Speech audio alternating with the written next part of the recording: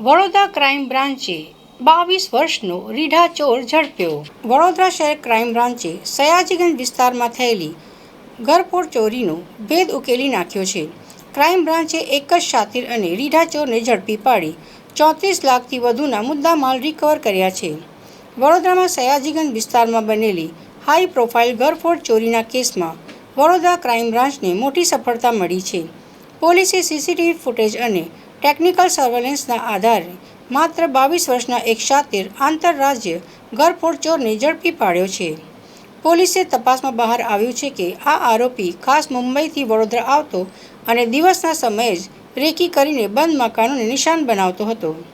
સયાજીગંજ વિસ્તારમાં થયેલી ઘરફોડ ચોરીના અનડિટેક્ટ ગુનામાં ક્રાઇમ બ્રાન્ચે સીસીટીવી અને અન્ય સિક્રેટ બાતમીદારોના આધારે આંતરરાજ્ય આરોપીને રાઉન્ડ અપ કર્યો છે.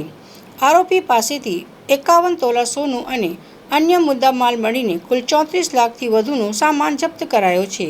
આરોપી અગાઉ પણ 26 ગુનાઓમાં સંડોવાયેલો રીઢો ગુનેગાર છે.